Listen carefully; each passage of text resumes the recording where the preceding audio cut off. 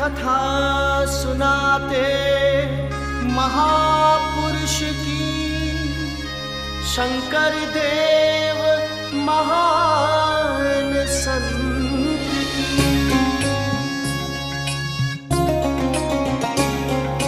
महापुरुष श्रीमंत शंकर देव की कथा है,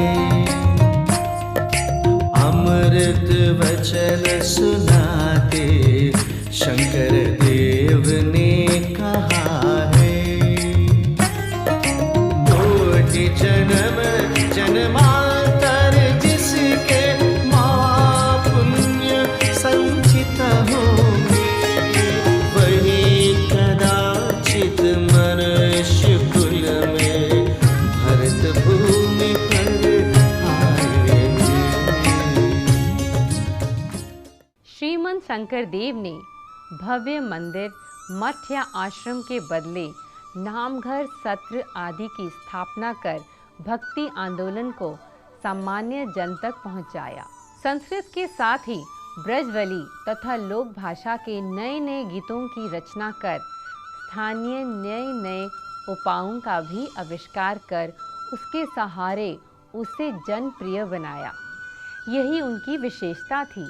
एक शरणीय संप्रदाय की स्थापना के द्वारा उन्होंने ईश्वर के एक रूप की शरण में जाने का मार्ग दिखाया, तो उसी ईश्वर के 10 अवतार का मंचन कर उसके विविध रूपों को स्वीकार भी किया।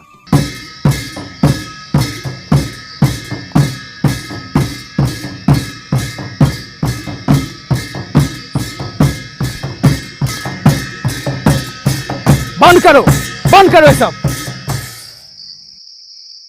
भक्ति से प्रेम उत्पन्न होता है, आप तो सबको दबा रही है। ये सब करने के लिए उन्होंने नाटक, नृत्य, गायन, वादन, अभिनय आदि सभी विधाओं का स्वयं भी उपयोग किया और जन सामान्य को भी उसमें जोड़ा। बाद में हमें पता चला कि मद्यपान में सूर होकर भूया और कसारी के बीच झगड़ा हो गया।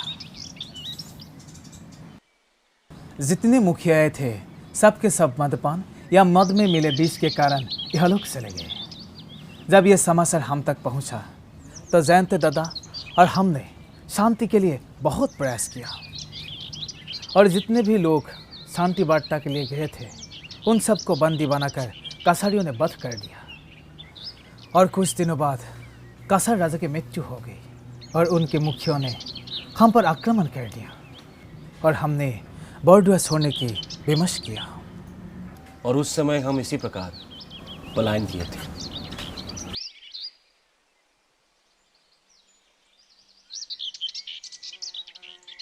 गुरुजी, इस गांव का नाम छुनपुरा है और यहाँ आपके नाम की कीर्ति फैली हुई है। क्यों ना हम यहाँ 1-2 दिन रुक जाएं? वैसे तो लंबी यात्रा के उपरांत विश्राम करना ठीक रहेगा, किंतु मुझे यहाँ के हवा में नमी ज़्यादा प्रतीत हो रही है। थोड़े समय रुक कर देख लेते हैं। पास के कपालबारी गांव है, वहाँ से खाद्य सामग्री भी प्राप्त कर लेंगे। जब यहाँ रुकना ही है तो अपने तोलों को संग्रहित करके नामघर इत्यादि का निर्माण करें और परिश्रम करने से हो सकता है कि यहाँ का जलवायु हमारे लोगों को प्रतीत हो जाए।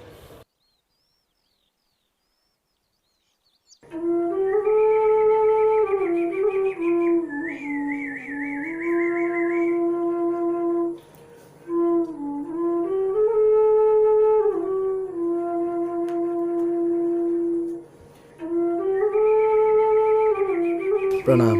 खुश रहो। आप कब आई? बस अभी आई।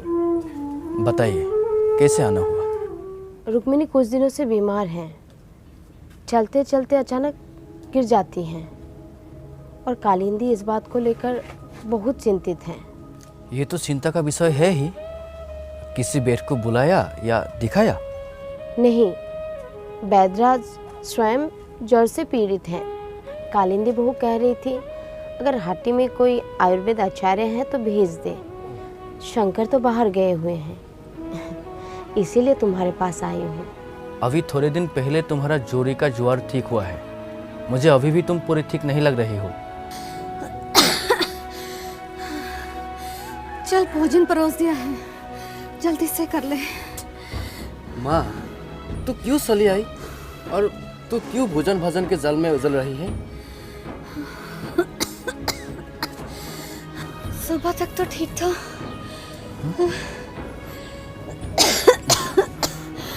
जरा सा चलने से ऐसा हो गया। माई, माई, माई, माई, माई, माई,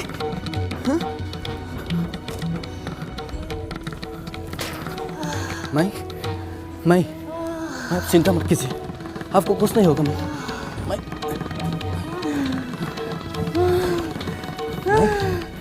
क्या हुआ? क्या हुआ? आप माई के पास बैठिए, मैं खाती से बेची को लेकर आता हूँ। बैठिए माई, आप चिंता मत कीजिए माई।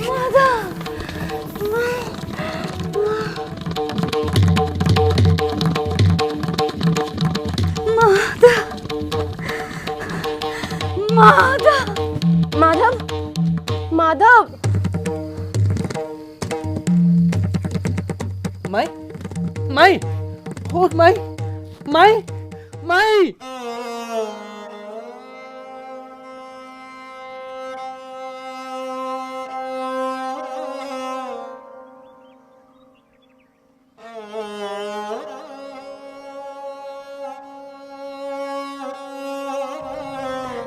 माधव, तुम्हारी माँ पितृलोक को चली गई। माई, माई,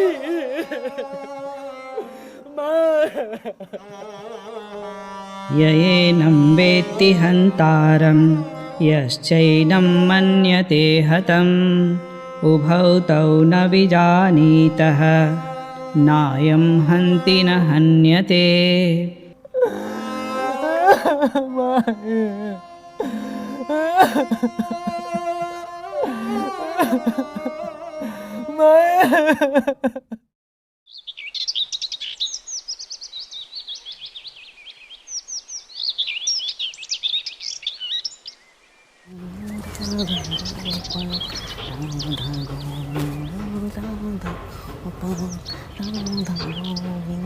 अरे सुनो, यह तुमने कहाँ से सीखा? इसके लेखक और गायक तो दुआटा में निवास करते हैं। मुझे नहीं मालूम, वो तो अभी हमारे गांव चुनपुरा में रहते हैं। मैं तो उनसे मिलने दुआटा ही जा रहा था।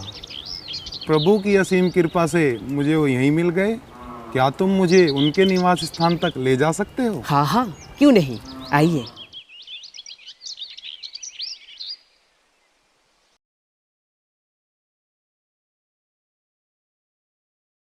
क्या तुम मुझे उनके निवास स्थान तक ले जा सकते हो? हाँ हाँ, क्यों नहीं, आइए।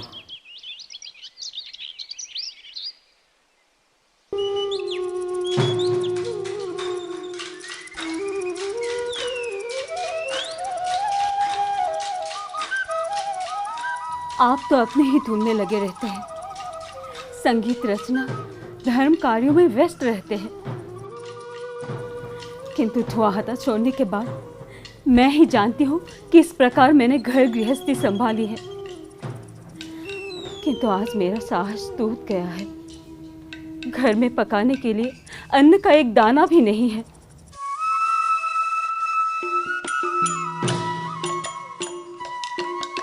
प्रणाम गुरुदेव। नारायण नारायण। मेरा नाम भवा है। आपका नाम जो भी हो श्रीमान, जब मैंने आंखें खोली तब मेरे मुंह से नारायण नारायण निकला। यदि मैं आपको नारायण कहूँ तो आपको कोई आपत्ति तो नहीं होगी? नहीं गुरुदेव, आपके मुख से निकली वाणी मेरे लिए वेद वाक्य है। आपके सहपाठी रहे भास्कर पंडित से मैंने जाना तो मैंने दुआटा जाने की सोची, जहां आप पहले निवास करते थे। अरे अहो भाग्य, आपके दर्शन यहीं हो गए। मैं तो सांसारिक मोह में फंसा हुआ अधम मानव हूँ, कृपया मेरा मार्गदर्शन कर। उसी तरह सत्य भावना से जो भी कार्य किया जाए वो परमात्मा की भक्ति के समान समझा जाता है। तुम मेरे माधव के समान हो, इसलिए तुम अपने मन से सभी संशय को दूर करो और अपने परिवार के संग रहकर हरि भक्ति करो। प्रणाम गुरुदेव। ये किसी भी नाम से जाने जाते हैं, पर हमारे लिए इनका परिचय नारायण और सिर्फ नारायण है, क्योंकि तुम अपने पूजनीय माँ का श्राद्ध करके आए हो। और मेरा विचार है कि उनकी आत्मा शांति के लिए नाम घर में हरि कीर्तन की व्यवस्था की जाए। गुरुदेव, मेरा विचार है कि कीर्तन के उपरांत पत्नी प्रसाद नाटक यहाँ के लोगों के सामने प्रस्तुत करें। जैसी तुम्हारी इच्छा। आप यहीं पर रखकर पत्नी प्रसाद नाटक के मंचन देखिए और यहीं पर कुछ दिन आपको वैष्णव धर्म के बारे में जानने को मिलेगी। आज का दिन मेरे लिए अत्यंत भाग्यशाली है। मुझे एक साथ गुरु और सखा प्राप्त हुए हैं। मैं अवश्य यहाँ कुछ समय व्यतीत करूँगा, जिससे मेरा मन पूर्ण रूप से निर्मल हो जाएगा। आप जितने समय रहना चाहिए रहे, आपके साथ रहकर हमें भी आनंद प्राप्ति होगी। गुरुदेव और सखा, मैं यहाँ 3 दिवस तक रहूँगा और नाट्य मंच देखूंगा। उसके उपरांत शीघ्र अतिशीघ्र अपनी पत्नी के साथ दीक्षा लेने के लिए आऊँगा। इससे आपका कारोबार का नुकसान नहीं होगा? नहीं, मेरे 6-7 कार्यकर्ता अत्यंत विश्वसनीय हैं, जो मेरे व्यापार को भली भांति संभाल लेंगे। मैं तो यहीं आपकी शरण में रहूंगा। माधव। जी गुरुदेव, आप मेरे साथ चलिए।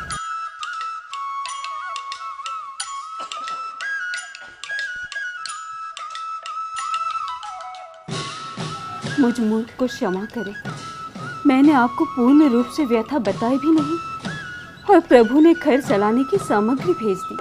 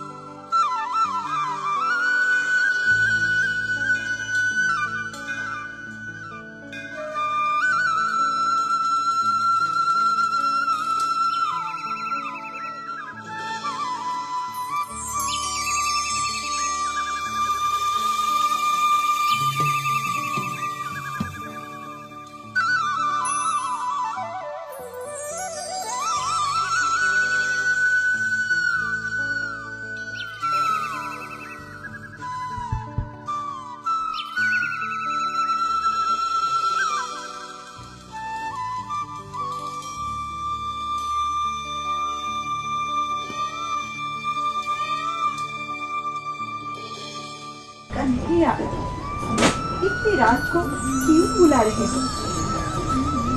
तुम्हारी ये बांसुरी मुझे जीने नहीं दी।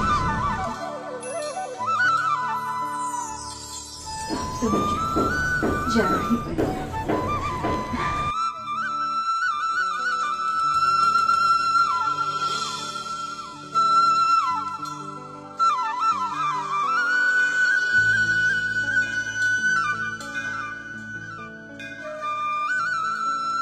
बहू, आज तरकारी तो बहुत अच्छा बना है, थोड़ा और दे दो।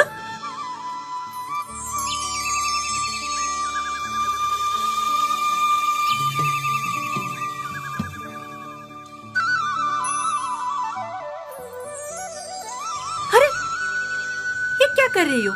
देखते नहीं हो क्या? सारा तरकारी जमीन पे गिरा दिया। और ये देखो, रोटी भी जला दी।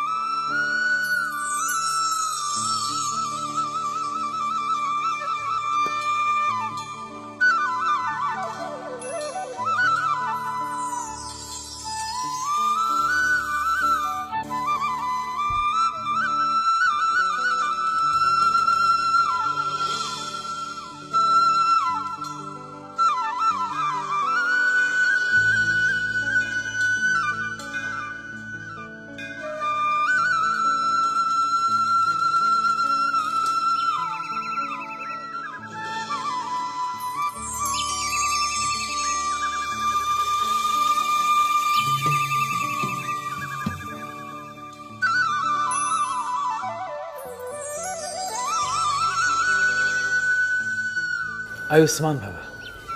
प्रभु, मैं कल प्रस्थान करूंगा। आज आपका यह नाटक देखकर मन को स्वर्ग की अनुभूति हुई और ऐसा प्रतीत हुआ कि मैं ब्रज में हूँ। जो कुछ आज दिखाया गया मैं उसका अंश था। और मेरी आपसे प्रार्थना है कि आप जाने से पहले मेरी नाव को देखने अवश्य आएं। इसमें प्रार्थना की क्या बात है? कल हम आपकी नाव पर आएंगे।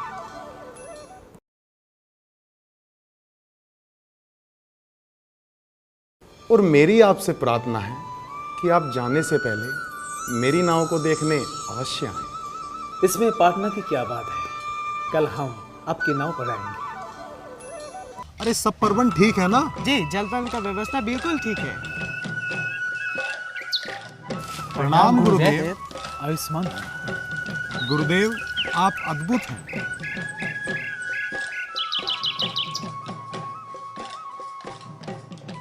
हमने आपके नाटक देखे और नृत्य देखने का सौभाग्य भी मिला। बालकृष्ण और नारायण साक्षात दर्शन आपने कराए। आपके नाट्य मंचन के कलाकारों से भी भेंट की, उनके मुखौटे देखे, रूप सज्जा और वस्त्र संबंधित चीजों को भी देखा। आश्चर्य इस बात का है गुरुदेव कि वो अनपढ़ अपने नित्य काम करने के बाद भी यह सब कैसे करते हैं। गुरुदेव, आपने उनको कैसे गायन कला, नृत्य कला, अभिनय और वाद्ययंत्र बनाने और बजाने सिखाए। वैष्णव धर्म को धारण करने के लिए शास्त्र ज्ञाता होना आवश्यक नहीं है। उच्च वर्ण या धनबन होना भी आवश्यक नहीं है। अपने मन में भक्ति भाव रखते हुए कार्य करो और हरि भक्ति के साथ आगे बढ़ो।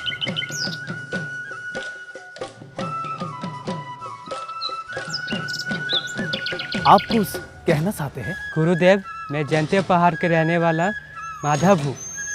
ज्ञान हो जाने के बाद भी विषय विकार से लिप्त रहा हूँ। सब धन संपत्ति नष्ट हो गई। जब नारायण आता ने आपसे भेंट करने के लिए धुआं तक चलने को कहा तो मैं आ गया। मैं हर समय हरि भक्ति करता हूँ, परंतु मुझे मन की शांति प्राप्त नहीं होती। मुझे लगता है जहाँ अपने निवास मेरे 2 पत्नियाँ रहती है, वहाँ पहुँचकर फिर से विषय विलासा में लिप्त हो जाऊँगा। कृपा करें और मार्गदर्शन करें। तुम एक ज्ञानी हो। तुम्हारा सोचना ये है कि विषय विलास से अलग होकर शांति प्राप्त करना तुम्हारा सुगम मार्ग है। तुम केवल ऐसी वातावरण में रहना चाहिए जिससे तुम्हारी मन में विषय विलास की भावना स्वयं निकल जाए। गुरुदेव, पास के गांव में बोगीराम नाम के आदमी की पत्नी अद्भुत विकराल नृत्य करती है।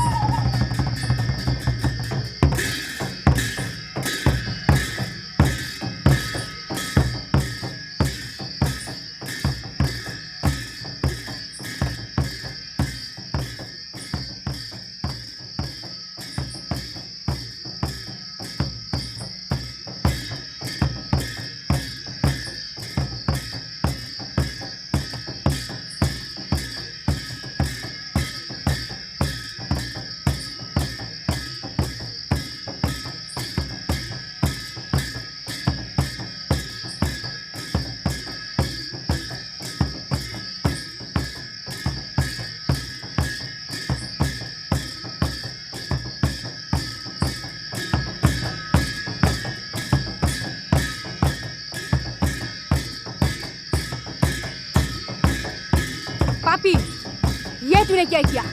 आज से 30वें दिन तू सर्पदंश से मर जाएगा।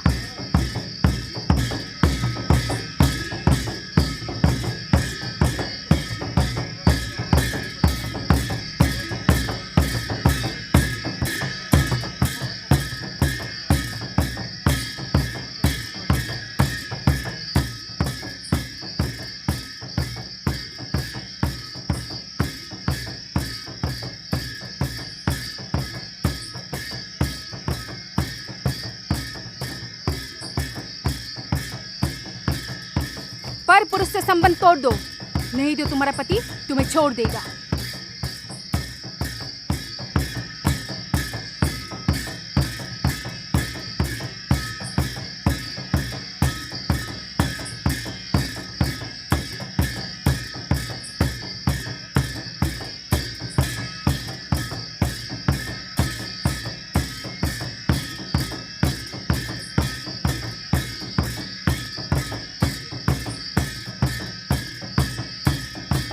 अपने बच्चे की रक्त से देवी का तिलक करना, तुम्हारे यहाँ संपत्ति की वर्षा हो जाएगी।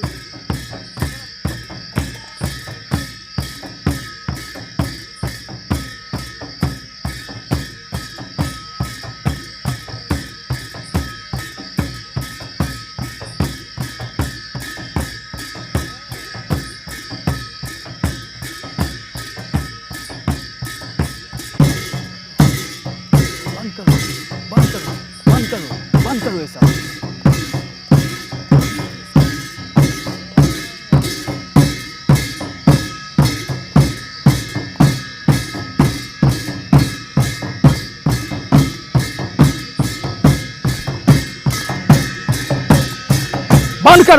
बंद करो ये सब।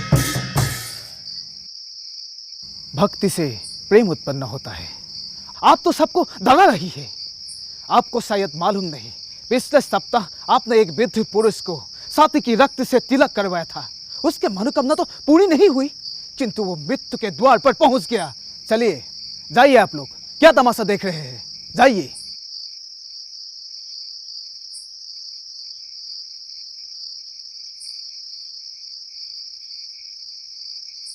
ये तुमने अच्छा नहीं किया। शंकर देव महान संत,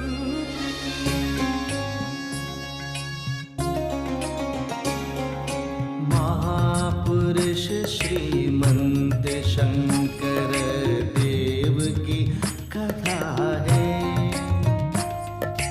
अमृत वचन सुनाते शंकर देव